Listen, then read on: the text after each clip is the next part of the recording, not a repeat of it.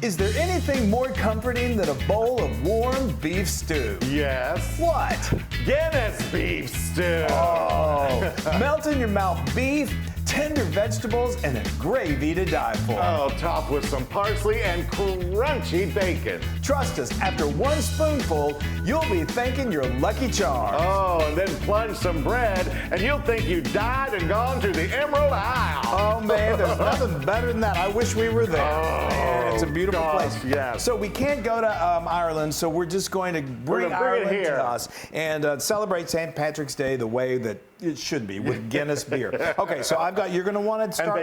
And bacon. And beef. You want to start with a large pot that you can put in the oven that has a lid. So I've got a Dutch oven here, and I have got a nice heaping helping bacon here. I've got 6 strips of the extra thick cut bacon that I just cubed.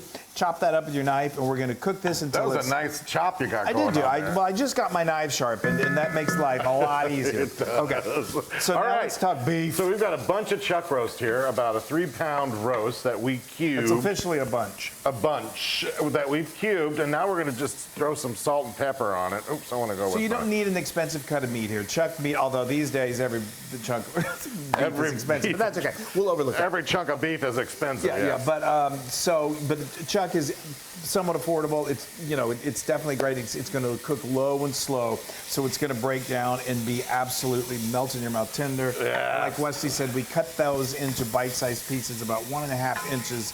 And I'm just liberally salting and peppering this. Salt and pepper. Because I love my beefy stew a little salty. Well, not salty, good and flavored. That's what I'm trying to say. Keep on going. All right. You got it. Now I'm going to take some flour, and I'm just going to give this beef a nice coating of flour, and that'll help with the thickness. It kind of gives it a little nice, locks in like a little texture, crispy texture to it when we sear it in here.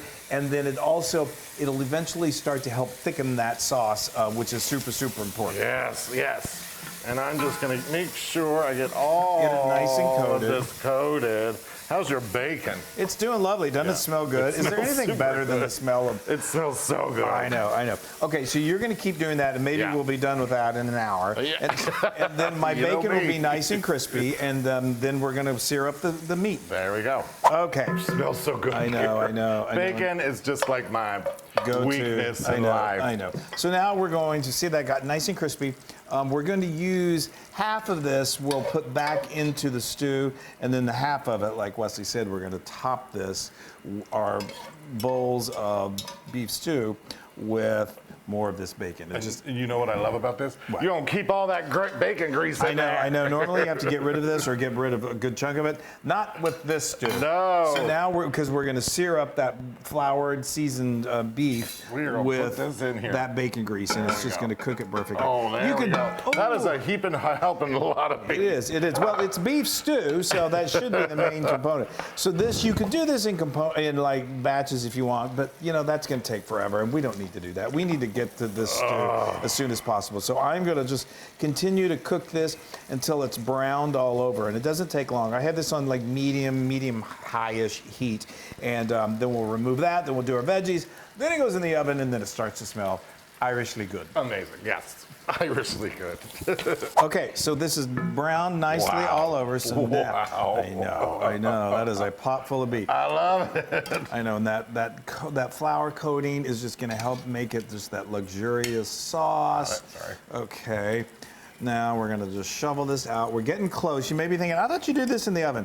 Well, you do, but we got to get it prepped for the oven. So there's one more thing we got to do after this. And that's the veggies. Look at all that meat. I know. This is literally one of those stews that is just chock full, all of that, just homey goodness. What is it? Chalked? Yeah, no, it's not chalked. I know. I was making a joke.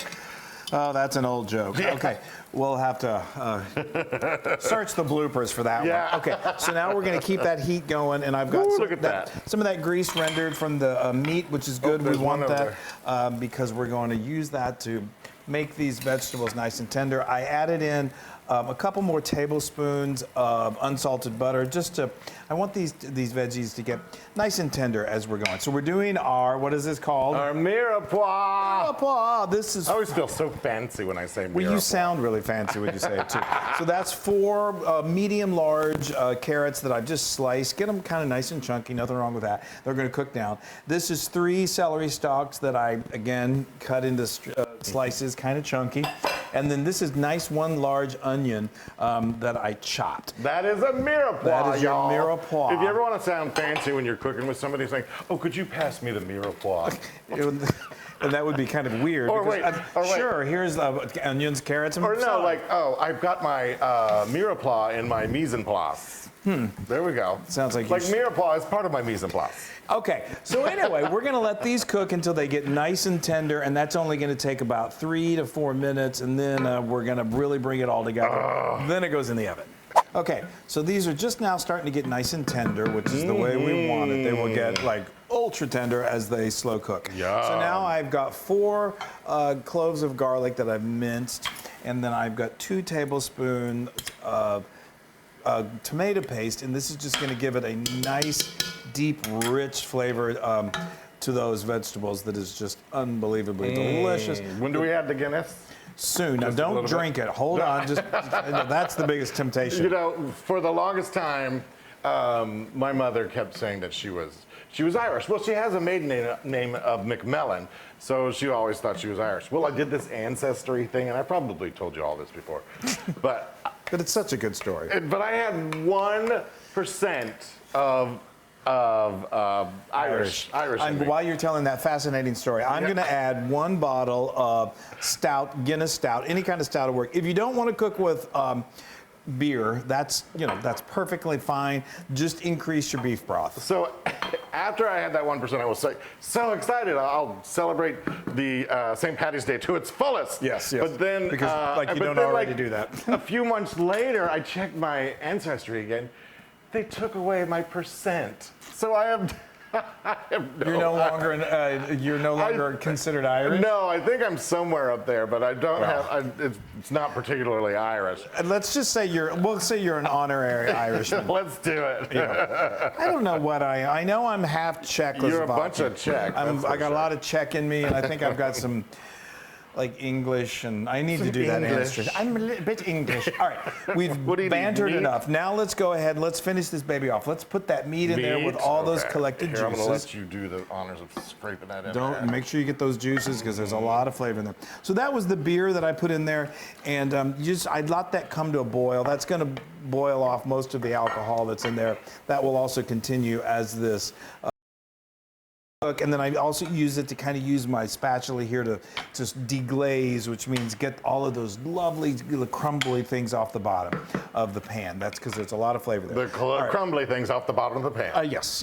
There's probably an Irish term for that. Ebby's down there thinking he might have some. I know. He smells meat. So there's 2 tablespoons of dark brown sugar, 2 tablespoons of Worcestershire sauce. Yeah. Oh, we got to put it in the beef broth. Yes. Yeah. That's 4 cups of good quality beef stock or beef broth. That's what's going to all come together to make this incredible gravy. Now, like Wesley said, you don't want to under-season this, but you don't want to also over-season it with salt. But we find 2 teaspoons is good, but what I would recommend is go with 1.5 teaspoons. And then when it's time to do your taste test, if you feel like it needs a little more salt, which we're usually like, it needs a little more salt, then you can add a little more. Just remember, if you put too much in, you can't take it out. Right. Now, do we wait for these for the potatoes for some reason? No, we don't. For some reason, don't do that. So that's 3 sprigs of rosemary. I'm just testing you. You're testing. I'm just testing you. You're putting me to the test, I tell you. So that's 2 to 3 sprigs of fresh rosemary, a few sprigs of fresh thyme, and then we've got a couple of bay leaves, and those are just going to sort of float on top and help just give that incredible flavor. I know, it's off the charts. We got this at 325. We got this set. This is okay. We got our oven set at 325. We're going to let this go for 90 minutes, and then we're going to put in some potatoes and let it go for another hour. So this is an all afternoon thing, but man, is it worth it? Smells good though. I know. Just wait. I'm telling you, if we could bottle that smell, exactly. we would be. We're telling you. We are telling you now. Okay. Oh, that's been making this kitchen smell so good. It just smells amazing. So, this is basically in and out. yeah. All right. Here Or out and in. Oh, look at that. Look at. Okay. So now what I'm going to do is this isn't 100% necessary, but we've got these potatoes that I'll talk about in just a minute. I'm going to take these herbs and I'm just going to remove them for the moment. Then we'll put them back in because I need to stir in these.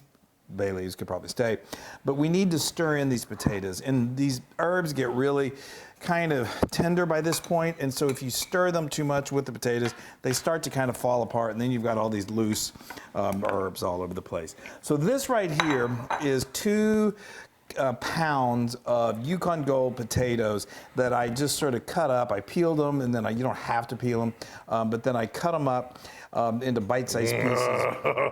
And this is going to be absolutely heavenly. Can I add bacon now? Yes, and then we divided our bacon into 2 portions, and half of it we're just gonna just I put like to it. sprinkle. I know. I like to sprinkle. I'm a sprinkler. Make a little bit of a show out of it.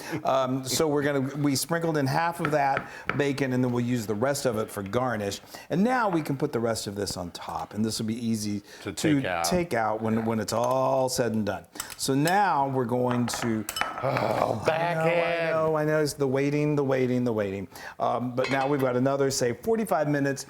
To an hour, you just want those potatoes. And that stays at 325? It's 325. You want the potatoes to get super, super tender. Oops. And then we'll thicken it probably just a little bit. And then it's time to eat. Yeah. Oh, this is heavy.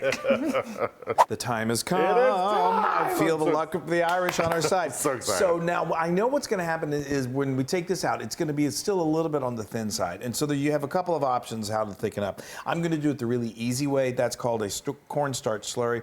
And I got a tablespoon, it's probably a heaping tablespoon of cornstarch right there, and I'm going to add a tablespoon of water, and I'm just going to use, I don't know, I like to use the back of my spoon for some reason. It just seems more concise, more pointed.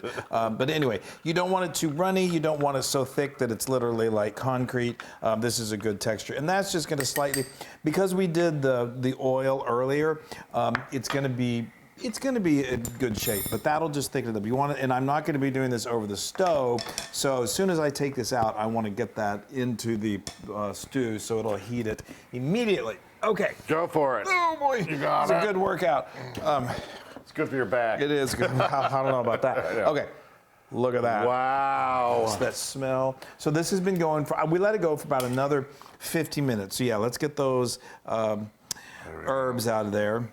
I've got almost all of them. Perfect. And see, by leaving them on top, that makes pulling them out easier. And if you have a few little strands of rosemary in there, that's not going to hurt anybody. I think we got That's it. good. That's fabulous. Yeah. Okay, so now I'm going to while this is still nice and hot, I'm just going to pour and see, it's already kind of a nice consistency. And you want to stir while you're doing this so it doesn't clump up. Oh my gosh, the smell is astonishing. I am salivating. I know.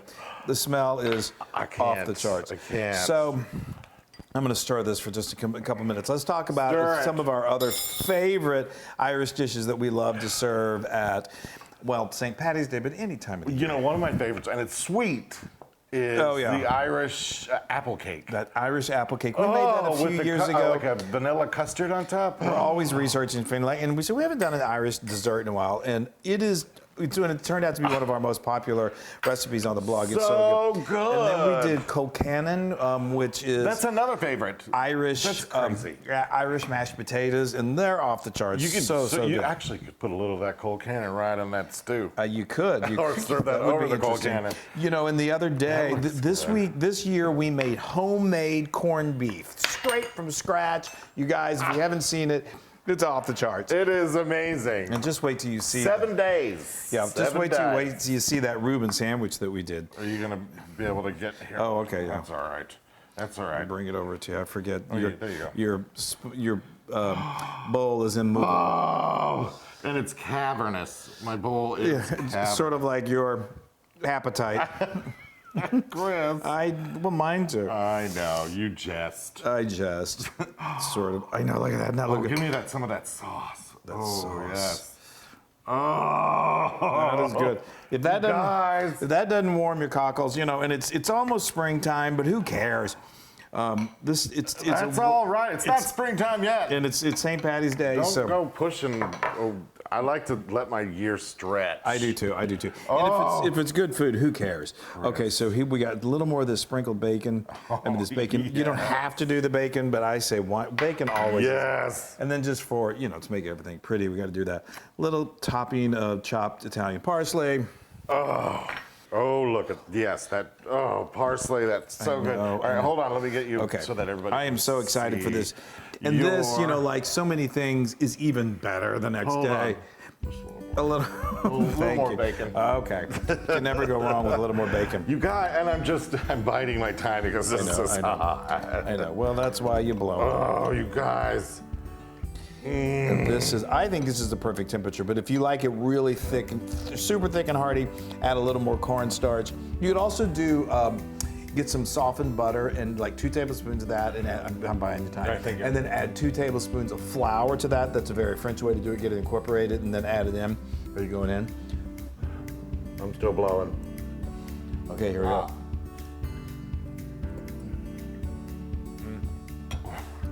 That meat literally melts in your mouth.